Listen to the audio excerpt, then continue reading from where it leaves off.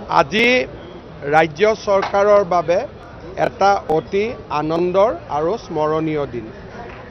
এই সময়ছোৱাত আমি 1,389টা নিযুক্তি আমি সম্পূৰ্ণ কৰিব পাৰিলোঁ আৰু ৰাজ্য চৰকাৰৰ 1 লাখ নিযুক্তিৰ যিটো প্ৰতিশ্ৰুতি আছিল তাক আমি গৌৰৱেৰে সৈতে পূৰ্ণ কৰিব পাৰিলোঁ।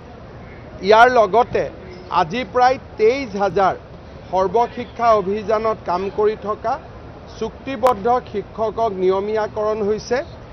এই সংখ্যাটো যদি আমি ধৰোঁ তেতিয়াহ'লে যোৱা 5 বছৰত অসম চৰকাৰত 4 বছৰত চৰকাৰী চাকৰি লাভ কৰা কৰ্মচাৰীৰ সংখ্যা 1,24,345 জন হ'ল আৰু এখেতসকলক যদি আমি নিয়মীয়াকৰণ বুলি বাদ দিওঁ তেতিয়াহ'লে এই সংখ্যাটোৱে 1,389টাত ভৰি দিলে।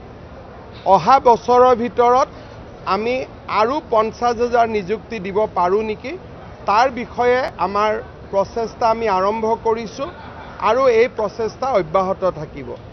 2012 চনত চুক্তিবদ্ধভাৱে শিক্ষক নিযুক্তি দি অসমত নিকা শিক্ষক নিযুক্তিৰ এটা প্ৰক্ৰিয়া আমি আৰম্ভ কৰিছিলোঁ। আজি সেই প্ৰক্ৰিয়াই পূৰ্ণতা পালে। প্ৰায় 24,000 শিক্ষকক আমি আজি স্থায়ী শিক্ষকৰ মৰ্যাদা প্ৰদান কৰিলোঁ। টেট শিক্ষকৰ ভৱিষ্যতক লৈ যোৱা 10 বছৰ বহুত আলাপ আলোচনা, বহুত লিখা, বহুত সম্পাদকীয়, বহুত আলোচনা অনুষ্ঠিত হৈছিল। আজি সকলো জল্পনা কল্পনাৰ আমি জৱনিকা পেলাই গোটেই শিক্ষকখিনিক নিযুক্তি কৰিলোঁ। 2012 চনত মই এখেতসকলক বিকশিত অসমৰ সেনানী বুলি কৈছিলোঁ। মোৰ আজিও মই বিশ্বাস কৰোঁ যে অসমৰ চৰকাৰী মাধ্যমত পঢ়া সেই নিষ্পেষিত পৰিয়ালবিলাকৰ শিশুসকলৰ কাৰণে আমাৰ টেট শিক্ষকসকল এক ডাঙৰ অনুপ্ৰেৰণা।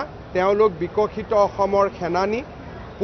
12 বছৰ কাম কৰাৰ পিছত ধুবুৰী বা চাউথ চালমাৰাত কাম কৰা শিক্ষক শিক্ষয়িত্ৰীসকলেও নিজৰ ল'ৰা ছোৱালীক এখন বহল পৃথিৱীৰ সন্ধান দিব বিচাৰে। সেইকাৰণে 12 বছৰ যিসকলে শিক্ষকতা সম্পূৰ্ণ কৰিলে ধুবুৰী আৰু চাউথ চালমাৰা জিলাত, যিসকলে ইচ্ছা কৰে, সকলোকে নহয়, তেওঁলোকক আমি 1/3 কৰি 3 বছৰত তেওঁলোকৰ গৃহ জিলা বা গৃহ জিলাৰ ওচৰৰ জিলালৈ লৈ আহিম। কাৰণ প্ৰত্যেকজন শিক্ষকে 12 বছৰ কাম কৰাৰ পিছত নিজৰ গৃহ জিলালৈ যাবৰ বাবে ইচ্ছা কৰে। গতিকে তেওঁলোকৰ বহুদিনীয়া দাবী এটাৰ আমি সমাধান কৰিম। জ্যেষ্ঠতা কাৰো নাই, জ্যেষ্ঠতা থাকিবই। তেওঁলোকতো মই আজি ক'লোৱেই যে জ্যেষ্ঠতাৰ ভিত্তিত এতিয়া তেওঁলোকে হেডমাষ্টাৰো হ'ব পাৰিব। মইতো তাতেই ক'লোঁ, আমি জ্যেষ্ঠতা কৰ্তন কৰা নাই। 6,000 এতিয়া হাইস্কুলৰ হেডমাষ্টাৰ পোষ্ট ওলাব।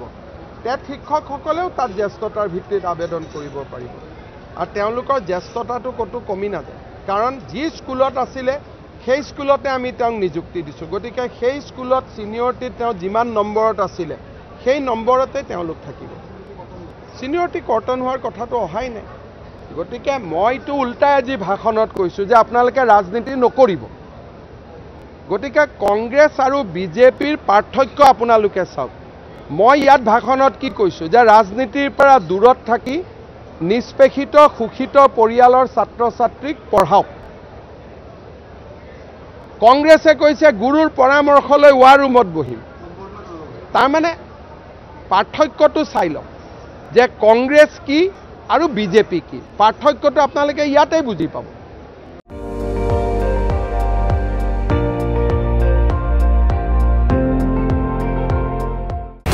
আপুনি চাই আছে ND24, সৰ্বশ্ৰেষ্ঠ নহয়, সৰ্বোত্তমৰ দৌৰ।